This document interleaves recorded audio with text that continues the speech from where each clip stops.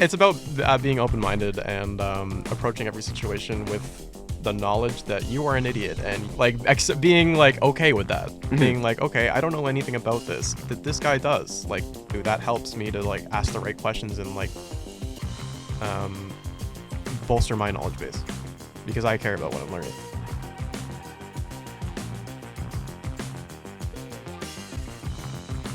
Hello and welcome to another episode of the Second Year Run podcast. I'm your host, Wyatt Mason, and today, on a very special episode with a very special guest, I have the one, the many, Mr. Hart, aka Ethan Hart. Welcome on the show. Hello, it's cool being here. I've never done this kind of thing before. I feel very special right now.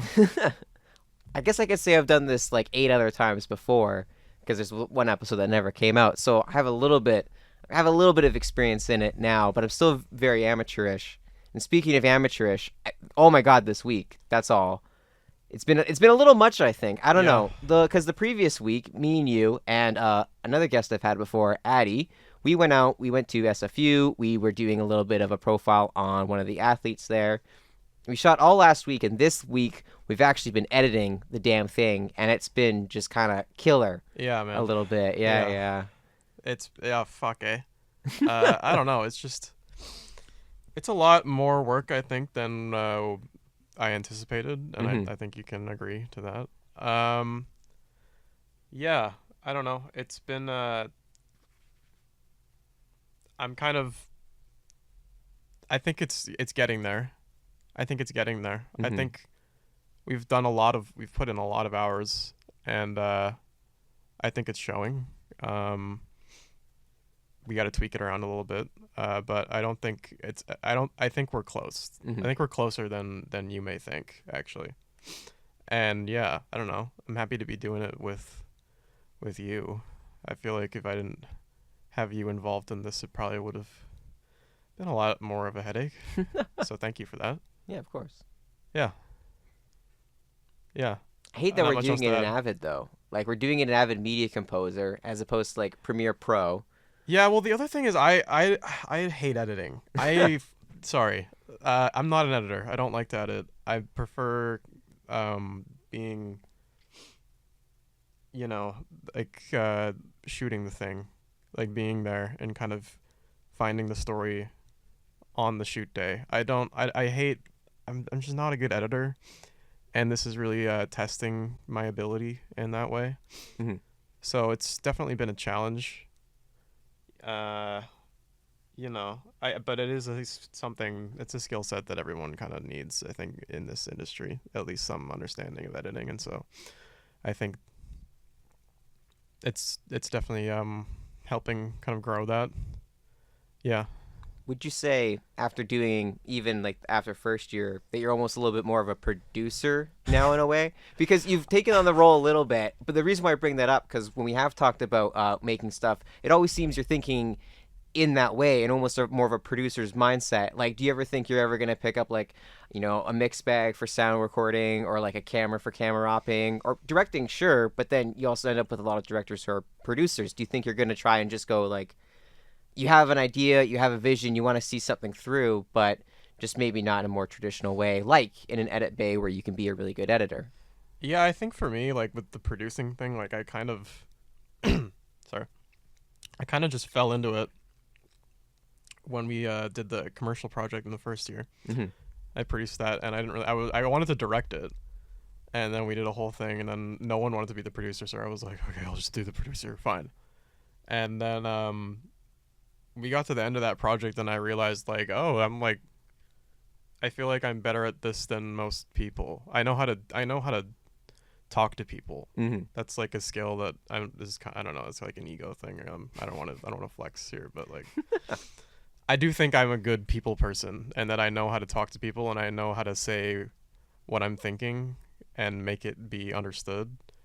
Like they always talk about in like the when someone like a guest speaker comes in, they always say like, "Oh, make sure you have like a good attitude. Like attitude is the most important thing." And I feel like every time they say that, I'm like, yeah, I think I like already understand that. And I think that lends to the producer mindset, which is to be anal about literally everything that could happen, plan for every possibility, and just kind of be aware of everything that's going on.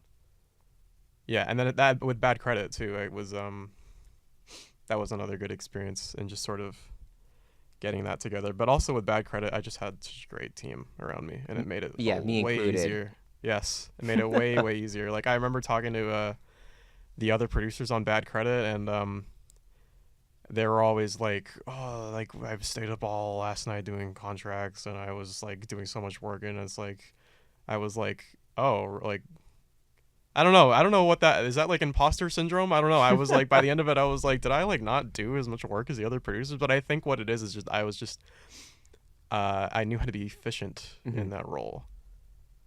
Yeah, and so I don't know. I guess I've kind of fallen into it, and I think I'm good at it. So maybe that's something in the future. Who knows? We'll see. We were very on top of that for sure throughout the whole thing of that bad credit, which is why I really enjoyed that experience as a director on it. And was mainly because too of you on producer, I felt like I could kind of trust that you were going to get things I could trust that you're going to get things done, and they're going to be done right and be done correct. And then I didn't have to worry about the contracts or location agreements or anything, because I was like, that's Ethan's job. He's got it. I'll work on making the storyboards and making sure this is the best thing that I can do. But even like a little bit with the casting, I felt like having you there was really kind of imperative. I think something we've kind of learned too in this program is that like it's always that little bit of a joke in the film industry or even in TV. It's like, what does a producer do? Right? Like there's always that kind of question. And honestly, yeah, they produce. Like they have to get things done and do the things that like handling the contracts. And sure, that can sometimes maybe defer to be like an office of people, but somebody still has to get the work done. Like somebody still needs to get the ball rolling on things and finding the contracts. I think that's something that you totally could have a future in. And I think also for me, like in that role, like something I was kind of experiencing on bad credit, and like a lesson I learned is that you need to put trust in your team. And it's not that like I didn't trust my team. Like I had a great bunch of people working with me on that. Like everyone was just really, really efficient and knew what they were doing, and that helped me a lot. But there was times where I wanted to step in to do things, but that's just not my place, right? Like I have to know my boundaries in terms of like what I should be doing and what other people expect me to be doing. And it's just about like that trust, right? And so that was something I had some difficulties with in bad credit. I would be stressing out about like, oh, this needs to be submitted, but it's like you just got to let it go, right? And I let it, and I did, and it turned out great. So yeah, that was just like probably the biggest lesson I've learned this year so far. It's just that like trust your team. It's like it goes a long way. What about, because before you came to BCIT here, you were also doing journalism at Kwantlen, right? Okay. KPU, baby. Do you think that has played any part into like even just kind of like people skills and talking to people? Like what were you kind of learning while you were there, and how do you think that all relates back? 1,000%. I'll give you some lore. So I got out of school in COVID. Right in the thick of COVID. Like high school, you mean, too? 2020. I graduated in 2020. Yeah, okay. And I had no idea what I wanted to do. And I graduated in English with like a really strong grade. I was a good English student. I'm a good essay writer. And I love to just like analyze a story. I love that kind of stuff. So I was a great English student. And so I was like, oh, I'm good at writing. Journalism has nothing to do with English writing. And I didn't realize that until I started. So I'm going through journalism and I'm like, oh, this sucks. Like, I hate this. It's like essay writing flipped on its ass and just like totally makes no fucking sense. Can I swear? Yeah, that's okay. Yeah. I was going through my second year, and there's one project that I'll specifically bring up because I still kind of remember doing it. We just had to find a story and then make like a multimedia project on it. So like you have to do an audio story, a video story, a written story, whatnot. So I went to VIF 2 years ago. And like part of that assignment was like I didn't know how to cold email. Like a lot of stuff I learned here I had no idea how to do when I was a journalism student, which makes no sense. But anyways, a lot of what I was doing at VIF was just like you're faced with approaching random people and being like, do you want to do this interview? Like, I absolutely hated it, but doing that experience, I think, like, totally bolstered like my ability to understand like how to approach a conversation with someone who you don't know anything about, sort of thing. And yeah, like sort of managing how to talk to people and like get what you want out of them. That sounds super manipulative, but if we're looking at it like a story, right? Like Yeah. like when you're doing an interview, for example, it's not just like for like something like this, it's not just like a typical sit down like, oh, how you doing today? Good. Like, you have to be asking the right questions. So I think I've totally gone like, this is not answering your question, but what was the original question? Just like, how do you think KPU, your studies there, tie Right, it all back so- into? Yeah. Yeah, I think in like that's a specific example, but in a Mm. broader sense, like, it taught me people skills like 1,000% that I Mhm. don't think other people in this program have. And then that's might be why I have sort of a leg up on the producing side of things, because I've kind of done some of that stuff before. And then also with Quantland, like, we also had a project.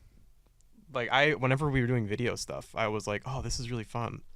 That was where I was like, oh, this is like actually cool.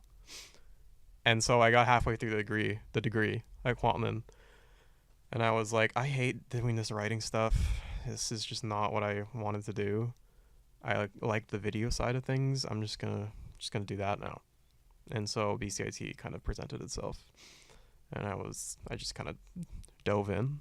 Didn't know much about like cameras, didn't know much about like technical stuff, but I knew that I liked to shoot stuff with whatever, and I love movies, and that was enough for me to be like, okay, let's do it. And now I'm here. I find that's really interesting to look at when it's somebody who's went to a school, decided they didn't want it to do, and then they are doing stuff here, because a lot of times you'll see on campus people with SFU hoodies or UBC hoodies or, KPU hoodies or like whatever. So maybe they just bought it at the merchandise store because they visited it one time and they never actually attended the school. But to me, it also says that this seems to be almost like that, like, sort of next level. Do you know what I mean? Like, you go to maybe the university as soon as you get out of high school because you think that's what you want to do, and then you get some real world experience and you realize, oh no, this is what I actually want to do. Oh, dude, that like happens. 4 weeks into Quantland, I Yeah. was like, I need to transfer out of the school. Right, Like, yeah. 4 weeks into Quantland, I was like, I'm done with this. Mhm. So absolutely, like, I don't know if you can, but on the other hand of things, there's definitely people that go to the school and other programs that are also thinking what I was thinking when I was in Quantland. Sure, right, yeah, maybe it's It's just about not the right growing fit. up. People Right, grow yeah. up and people realize like, oh, maybe I don't like to do this, and that's okay, because that's part of life. Is like figuring that out. What do you want to do after you graduate? Like, maybe not even like an immediate job or like role, but like after it's said and done, is there anything that you do want to produce? Like, or even like direct or write? Is there anything you've kind of, Like, conceptually? yeah, like, or like now that you've kind of learned more about the tools of the trade and sort of how they make the sausage, so to speak? I just part of my being and part of why I love like doing this kind of stuff is I have a love for being creative, and like I'm not very good at it, but I love it. And so I try. I just love to make shit. Mm-hmm. The feeling of working with your friends on some dumbass thing, but like caring about it and putting the time into it, and then at the end having like a final, like getting that final product, that I love that feeling. Like, so to answer your question, sort of like, I just want to make shit Mm-hmm. for like fun. Like, I love that stuff. I don't care what it is. I just want to work with my friends and make stuff. Are you gonna try and enter like film festivals? Because I Maybe. think last year, just like you were doing like a little bit of PA work like a tiny little bit, like the smallest amount, but you're still involved in what was it, one of the running runs, or yeah, or even at our school last year we did just a little thing called Real Rush, just within our kind of first year and second year program, and you were directing that, and I was acting in that project. So it was a very small thing, but is that like just more stuff like that? Like you're gonna try and enter those festivals, like Maybe, yeah. I haven't really thought about it, to be honest. no, that's fair too. Yeah, that's like also kind of partly why I'm asking it too. Yeah, it's just because I'm interested to know. I kind of want to know. Part of, and then another, like I'm also kind of now in sort of realizing that like I might have an interest in broadcast as well, because Right. I love sports, and that's like another passion of mine, and I don't play them. I played basketball in like grade 7, but that doesn't really count. I don't play sports, but I love to watch them, and I love to be invested in stupid things like sports. Um, and I'm realizing now that that might be like a more viable career path. Um, just because with film for me, I kind of find, and it's like with the union guys, and like that it's very like structured and like this is what you're doing and you can't do anything else, and I don't like that. I don't really like that kind of stuff. Um, and I don't know. I feel like maybe in broadcast there's a bit more opportunity to do that kind of stuff.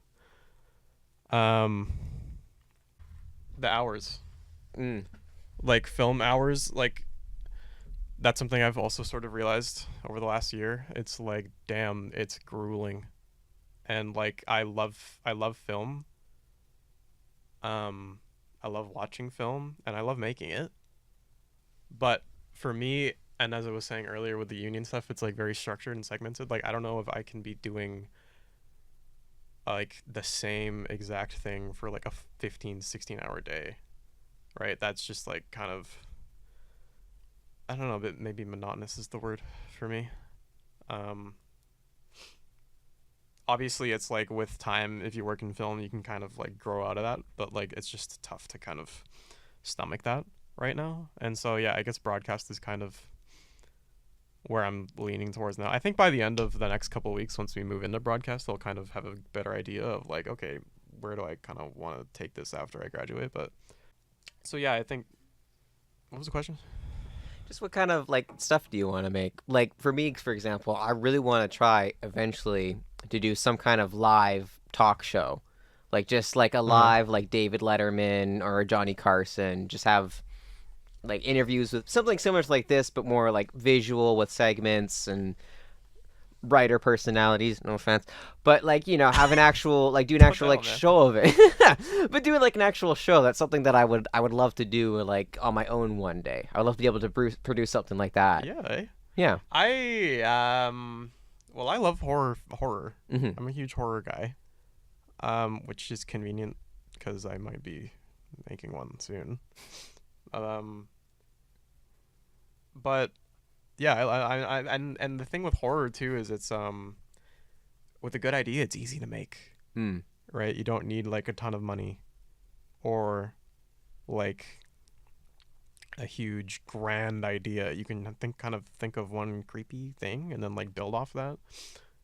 Especially today, I think I was talking about this with you the other day. Like with like YouTube, it's so easy to just like make some short creepy thing and like sort of disguise it as being something grander, and then like there's that chance that it just like pops off, right? Yeah, I definitely see myself like me and my buddies making some horror stuff in the future. I'm super passionate about horror, like Blair Witch, like that kind of stuff. Well, maybe not exactly that, but like that's an example of like super simple idea. They made it on like fucking dirt, and it was huge, right? It's like one of the most successful theatrical independent projects I think ever put out there. They made it on like a McDonald's cheeseburger and like $5, which is actually quite a lot of money these days for McDonald's cheeseburger. Yeah. I think people want to call it an industry plant. I've heard it once or twice, but Terrifier, that series, it has the threequels out now. Right. The sequel, I remember, was like what put it on the map for me was when the sequel came out like a couple years ago. because it was just like, what the fuck is this horror movie? Like, it's this most insane thing. Like, this lady's like tied up in a bed, and like, she's getting her legs sawed off, and they're sawed off, and then Art the Clown. Or is it this first one? Yeah, or he comes back out with like the salt and bleach and starts like pouring on the one. It's like, Jesus Christ, that is terrifying. Yeah. Like, oh my God. I've like, seen those films. Yeah. No, I've seen the first one. Oh, I actually can't watch it. I think I saw like that one clip, and I almost like I can usually handle gore like in movies. Oh, dude, I love gore. I don't know what it was. It was like too real. Like it's like that thing For of like me, I could feel it. It was like, ugh. In horror films with gore, like I love Saw. Like okay, that's one of my favorite horror franchises, and part of why I love gore, in horror films is because it's such an outlet for creativity. Like the ways like people come up with like, oh, it's just like in Saw X, the recent Saw movie, they like take this guy's like skull off, and he has to like do like brain surgery on himself, like while he's alive. That's like most insane thing ever, right? But it's so like awesome. It's so creative, and like, how do you even think of that? Like, so cool. And it gives like the makeup, like it gives the whole like crew of the film, like makeup, like the actors, even like all those departments get like such a cool creative opportunity to do something like totally bizarre, and I love that kind of stuff. Like I just think gore is so cool when it's done right. I think especially of like what was it, the Searchers with like the head explosion. Yeah. Like that is like when you talk about creativity, that's what it is. Like they do have to find a way to not be a human's head, but not make it look like a watermelon or whatever. Like finding those weird avenues. And because in 2019 I worked on a horror set, and there was a lot of that. I was seeing it like all the time, just like this, like these weird uses of creativity. Like they had like a dead baby that was all like blue and like stiff, and it was like, yeah, it was really creepy. but just like seeing that, or someone like I was see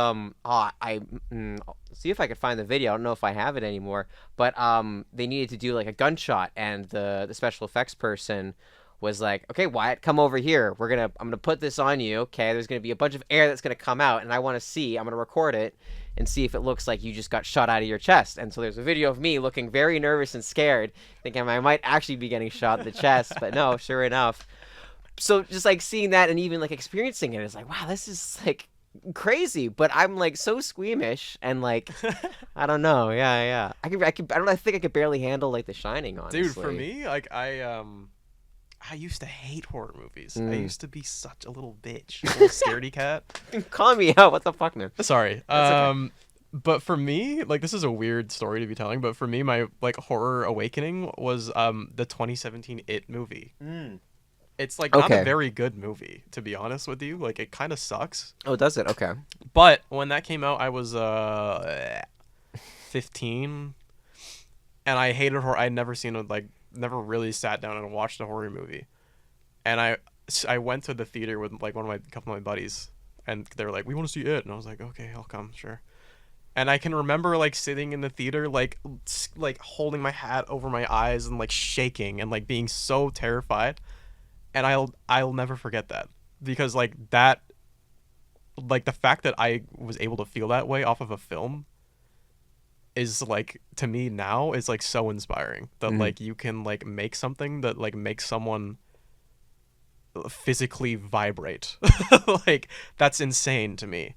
And I look back on It like now, like however many years later, I'll do like 7 or 8 years later, and I can recognize like, okay, well, this film's kind of boring, like not great, but like that experience in that moment of seeing like a horror film for the first time was so eye-opening. And then after that day, I was like, I think it took me like a couple days, and then I was like still thinking about it, and I was like, whoa. Yeah. Like these movies are insane. And then I started kind of my journey with horror. Yeah. Would you say that you're like, because I feel like there's like can be like a big difference sometimes in like someone who's like, I don't know how to put this, but like a film enjoyer versus like a horror enthusiast. Like, do you enjoy horror in like other avenues? Like with Halloween just being the other day, is that something where you like, oh, I really love that like spooky and like creepy and that eerie feeling? Or are you looking at it more of someone just like a person who enjoys film who's like, no, I just really appreciate the art and what can go into it? Or do you have like black light posters and like black walls painted up and? No, I think I'm just more of a film enthusiast. Right. Okay. God, that's such a nerdy thing to say. You know what I mean, though, right? Like, there's some people who will like take it to like another level and like Hot Topic kind of guy. Yeah, I'm not a Hot Topic guy. No, that's fair. It's just that I thought I'd clarify for the podcast. Yeah. Just in case anyone listening, doesn't know Mr. Although Hart. I have bought, what are they called? Studio Ghibli socks from Hot Topic one time because they were really cute. And I like wearing funky socks. Well, that's pass. Yeah. So does that make me a Hot Topic person? I bought them one time. If they were Invader Sim socks, I might have said yes, but I think because they're Studio Ghibli. What movie was it? Was it My Neighbor Totoro? What was it? What was it? It was Totoro and it was Kiki's. Okay, yeah, that's classy. Kiki's like one of my favorite movies ever. So. I think that puts you into the film enthusiast like category too by saying that Kiki's one of your favorite films. You know what I mean? In what way? I think if you said Spirited Away was one of your favorite films, maybe. It also is, though. I was just gonna say maybe it goes more into the horror aspect. I don't know. I'm just trying to make stuff I love here. Kiki's. It's like my. Right now, I'll say I think Spirited Away is my favorite, but I'll say Kiki's is my second favorite. I really like Nashko in the Valley of the Wind. I haven't seen that. Oh, it's really good. What I love about this is kind of I don't know. Do you want me to talk about Kiki's Delivery Service? Go for it. I want to hear it. That movie's just so cute and so feel good, and I watched it not long after I moved out for the first time. Okay. And that whole movie is about basically the feeling of moving out, and it just like resonated with me so much. Like I almost cried watching it.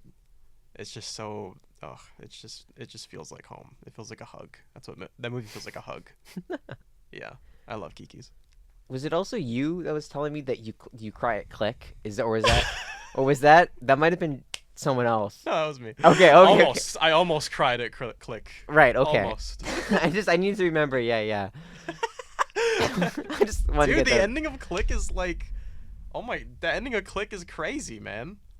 I stopped. I don't want to. Can I spoil Click on your podcast? I think. Well, yeah. To any listeners that haven't seen Click, skip this part. Yeah, go to this time code. Yeah. To avoid. Dude, Adam Sandler dies fast at the end forwards of his life, okay. and he Have you not seen it? No, I haven't. No, okay. But tell me. Yeah. I'm gonna spoil it because it's insane. Basically, what he gets the remote, and you can fast forward life or whatever. And he's like, dumb kids, I'm gonna fast forward my stupid wife. And then he fast forwards a little bit too far. And he realizes that he lost time with his family, and then he tries to rewind, and then Christopher Walken's like, you can't do that, man. Ooh. So then Adam Sandler's like, I gotta keep going forward.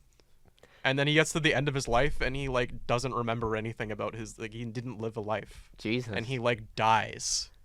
We watch him die on a sidewalk, and his family's holding his hands, and he's like, I wish I had more time with you guys. It's the saddest ending to a comedy film of all time. It is, actually. And then there's a feel-good twist at the end. But if they just ended it there when he dies, that would have been one of the greatest films ever made. That would have been his Eternal Spotless. You know what I mean? Yeah, Eternal Sunshine. Yeah. Oh, sorry, that's what I meant. Yeah. Also a banger. I was gonna. That's. I know. I only ever saw up to that movie of where I think he gets the remote, and then I think he mutes somebody, and I was that's the first 15 minutes. I hate to say it. I think that it was okay. So I've seen enough of this. I was I feel an underrated banger, dude. Yeah. No, this reminds me of the ending Bicentennial Man or something. I don't know. That's what I was gonna say too. Yeah. And I got the poster in my house. I got a Click poster on my wall. Movie poster. It's not really mine, but it's there. It's in your house. It's right there. Yeah. It's been claimed as. Yeah. I gotta say, I think one of his worst movies is definitely Mr. Deeds. Have you seen that one? I don't even know what that is. It's a nothing burger of a movie. Nothing happens. It's just that he's this this kind of schlubby dude, as he normally is. He gets picked up to get some inheritance or whatever, but he's just Mr. Normal Guy. Except he's got this dead foot. That's a big part of the movie. He's got a dead foot, and you can put a railroad spike through it because he can't feel nothing. I don't know. It's yeah, this is exactly what I'm saying. And how did we get on to Adam Sandler? I don't know, but I just want to. Don't watch Mr. Deeds. It's got Steve Buscemi in it, but it's not very good. That's all I'm gonna say. Watch any other Adam Sandler, even Jack and Jill. What I love about Adam Sandler, and why I think he's like actually like a secret genius is because he can do a film like Uncut Gems or like Punch Drunk Love. He like has that in him, and he's like a genius in those roles, but he just decides to just like do his stupid comedy films with his friends and just like make fun stuff. And like I admire that so much. I think that man is. I love Adam Sandler. I wouldn't even call myself an aficionado, but I know like the hits, and I know a couple of the obscures like Zohan, underrated banger. I think that's gotten name dropped before actually. For real? On this podcast, I think. Second Zohan mention? I think so. Whoever mentioned Zohan first, you're a real one. You're a real one. I respect that. I think that's going to be another award for the award show is like most movie like name dropped on the podcast. If you don't mess with the Zohan wins, that would be like a godsend gift. I will see. You need to get someone else to like. You need to ask a question like, "What's your favorite Adam Sandler movie that involves the guy from Transformers?" Wait, which guy from Transformers? What's his name? I don't know. Barton Fink guy. Oh, crap! I can't remember either. I don't know his name. I know. Yeah, not Tony Shalhoub. Do the Right Thing as well. Yeah. I know who you're talking about. Yeah. Anyways, how do we get on Adam Sandler again? I think it's we got to get off this. Something else. I don't know. Is there any other topics I can think of? Go Lakers. Go. Go Lakers, baby. We got a game tomorrow. There's a game tomorrow. Who are they against? What's going on? Who are we playing? Let me check. Well, we just lost to Cleveland. That was a rough loss. Oh, it's happening right now. Oh, we're beating the Raptors right now. Hey. Oh, we're like just okay. Nice. All right, we're back. Oh, 43-point first quarter. Holy. Does that mean like both teams? No, like the Lakers scored 43 points in one quarter. That's insane. Wait, that actually I don't know nothing about basketball, but that does sound. AD with a 30-point game. Sorry. Yeah. Anyways, go Lakers. Yeah, fuck the Raptors. That's all I say. Actually, yes. I got no support for Toronto. I mean, maybe the Blue Jays. It's so real of you. You can get far enough, but like, I don't. Yeah. Dude, fuck Toronto. Sorry. Screw Toronto. Screw Toronto. We used to have a basketball team here. Mm-hmm. Not and we lost ours. What happened to them? They kept theirs. Why? It's not fair. Because we need it. It's like just. We came in at the same time. It's not fair. I guess because Raptors are more intimidating than Grizzly Bears. I don't know.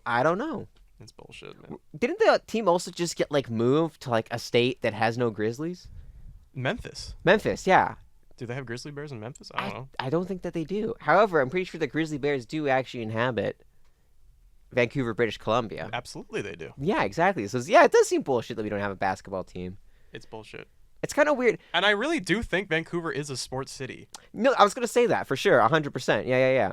Like people don't look at people look at Vancouver. I think on a global scale, people look at Vancouver as like a really pretty Pacific Northwest like tourist location where they just are like super Canadian. But like that's not what we are here. Like look at I think if you asked, I think 9 out of 10 people in the city would like know like at least a little bit about the Canucks, where they could tell you probably like 3 players. Like we love the Canucks. Like yeah, this is such a sports city, and it's so easy. I don't know. I just feel like if the NBA gave us another chance and we got another team here, like I really do think it would be different. I think we would have like a pretty successful team. Because once again, I don't know anything about basketball, but is that something too where they need to bring in a bunch of people to even just populate a team? Or could they just not like pull from like local talent and make that the whole thing? Because I think that's a big thing about the Canucks in general, is that it's here, Vancouver. You know what I mean? The other thing is Canada, Vancouver, and Canada in general. Like not a lot of players come out of Canada. Yeah. It's NCAA, right? Like there's SFU is the NCAA school here. And like I don't think many NBA. I don't know if any NBA players have come out of SFU. But yeah, Canada's just not like players.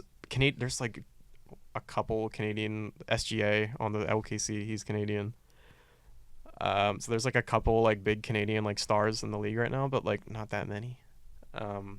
Just because it's harder for like someone born here in Canada to like make it while being in Canada.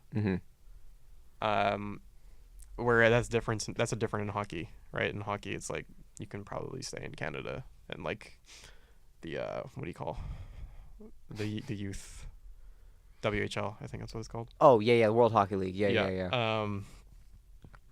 It's easier. There's tons of hockey players from Vancouver. What's his name? Blackhawks. Bedard. He's from here. It's true. Yeah. So yeah, I think that's probably also like a factor. But like, it's not that, like, I don't know. I just have a really strong feeling if Vancouver ever got a basketball team again, it would be so awesome and it would work. I think, yeah, because there's also just, like, I think that's, like, the huge, like, sport here, like, secondary to, like, hockey. Like, probably, like, basketball and soccer are probably tied, honestly. 100%. And, like, people just actually really fucking enjoying the sport. Like, just what I remember all throughout high school and elementary school and being in the area and seeing people outside, like, it's, like, that is still a main thing. And when people do, when season comes around, people do end up supporting the Raptors because it's the only team that's Canadian.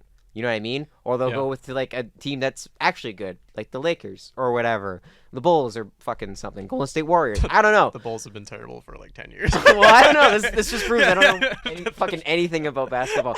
The only thing I know about basketball is from NBA Jam, and that roster has not been updated in like 30 years. So, you know, NBA Jam. Yeah, on the Sega Genesis. Is Pippen still playing? Is he still? Pippen is not. No, that guy's like 60 years old. Well, he's only 30 on the Genesis copy of the game, so that's like the only thing. That game is really good, by the way. It's got sweet music, and yeah, my only context for basketball. But yeah, no, or I even think, because like I'm a big baseball guy. Like I love baseball. I love watching baseball. I love playing baseball. It's one of my favorite sports for sure, because it's probably one of the only sports that I'm actually any good at. But like I would love to have like a more Vancouver-based TV or team, because we have the Canadians as like a AAA or whatever team, so nothing exceptionally good. Like their diamond isn't as big. If I want to watch a proper game, I'll have to go down to Seattle and either watch like the Red Sox, a team I actually want to see, or the Jays, just because they're once again from fucking Toronto. And maybe Vancouver doesn't have enough big enough scene for baseball, but like we have the Whitecaps. I don't know how they relate to the rest of the soccer world, but they seem to play with like Seattle, and I don't know. We have the Titans in esports for, what is it, Overwatch or whatever? That's like dead now, I think. I think that got killed off. Yeah. Oh, well, that's not surprising. That doesn't surprise me in the least bit. I used to care about that stuff so much, man. Overwatch League. I like when I was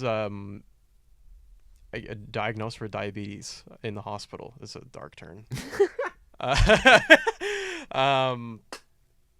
I was like, what's this like Overwatch League thing? Because I was just sitting in a bed for like 7 days a week. Like I couldn't really leave, so I was just on my computer like when like none of the doctors were like with me, and I just got super into Overwatch League, and like I got so into it for that like 1 year, and then like Overwatch just like fell off a cliff. And I was like, I'm done with this.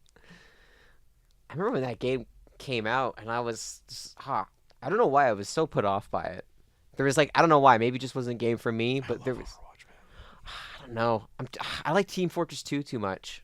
I think I also played a lot of TF2. That's fair. Like 13. Yeah, that makes sense. Yeah. I could never move on, man. That game was so good. Yeah, I'm not really a gamer anymore. I've lost my like passion for gaming, which sucks. Kind of sucks. It's probably good though. Like fuck, man. I just like grinded out like the Fortnite Battle Pass like over like the past 2 months, and I feel nothing. Like, you know what I mean? Like this is bad. This is like a bad spot that I am in my life. But there's so much good stuff in games, right? It's true, yeah. And especially I think too, almost as like that's something that people debated for a little bit, was like, oh, are video games an art? And at this point, absolutely. Yeah, they are. They totally are. Yeah. And I think especially like as a narrative structure too, there's so much that you can kind of learn that's really fascinating and interesting. And part of why I think I got so much into gaming in the first place was because it's beyond like a TV show or movie that you can kind of watch. It is about the interaction. And I think like so like I was playing like Halo 2 at like 4 years old because like my dad was like, oh, if the aliens ever invade, you know, you'll know what to do. And I was like, oh, thanks, Dad. So like, but even just that kind of like, that game in itself is almost like a whole like sci-fi movie. Oh, I love Halo. Yeah, with its like just cinematics and its design and its actual like in-game kind of like storytelling it's doing. That game is really fucking good. Don't get me going on Halo. Dude, I'll be here for another 3 hours. But I think you know what I mean though, right? Like I think like that's probably why you could probably talk about it for another 3 hours. It's because like it had a really good world building, and it was because you were taking control of John Halo. I guess that's part of it. I think the other part of it is just like having fun with my friends. That's true too, yeah. That kind of brings it all together. That keeps me coming back, Mm-hmm. I guess. Yeah, I don't know. I won't get into too much. I think I don't know why I've just kind of fallen out of it. Um, I think I've kind of transferred the like passion I had for games into like film and like reading and like that kind of stuff. Check. Yep. Okay, we're back. All right. Okay, good. All right. So Audacity just decided to have like a shit fit and just decided to not work anymore. I don't even know what happened. It was This is like awesome. yeah, it was like an integer overflow, or I ran out of space on my USB or something. I don't know. But like, Cool. Yeah, it was awesome. I don't. Can you just? We can just plug this part into the like. Yeah. Okay. yeah, we'll just stick this in at the end here. Really, the only place that conversation was going is that like, yes, I do think that reading is a part of growing up. Because I even forgot what the hell we were talking about now because it's been so long. But maybe that's a good spot. I don't know. I think what my passion for games is. I've lost my passion for games. Yeah, Gaming. gaming in general. That's okay. But you got passion in other things. That's good. Yeah. Yeah. I love other things now. God bless. Yeah. Well, thank you, Ethan, Yeah. for coming on and being. Glad to be here. Yeah. Do you have? Is there any closing statements? Is there anything? Go Lakers. Go Mhm. Bengals. Go Canucks. Mhm. Lakers taking the league this year. Bengals probably not. And on a more, I don't know. Should I say something more serious? Sure. Why not? I don't know what to say. That's okay. I don't know. This is fun. Thanks for having me here. Yeah, of course. Thanks for coming on. I like talking to you. I think we have good conversations. And yeah, we'll see where life takes me. Yeah. But I enjoy as much as it is a pain in the ass and like makes me want to die sometimes. I really do enjoy being in this program and being surrounded by people that also care about this kind of stuff. Yeah, I'll say it like that. So That's a pretty good note to end on, I Yeah. think. Nice little bit of like ASMR for the audience. yeah, Yeah. I kind of have a weird speaking tone. Sometimes I'll be really loud, and sometimes I can just be really quiet. So I don't know. That might be fun to look at in the post. Yeah, that'd be good for like as a producer, yeah. I That's don't know, what that you might can be- produce. That might be like bad for the podcast experience, the listening experience. Good luck with that. Have fun with that. I appreciate it. Yeah. You know, all the extra work you're gonna give me. Well, thank you for coming on the podcast. Really appreciate it. It was good. Good to have a guest on today. And thank you, the listener, for listening in on another episode. And I hope you have a good rest of the day, wherever that might be. Goodbye.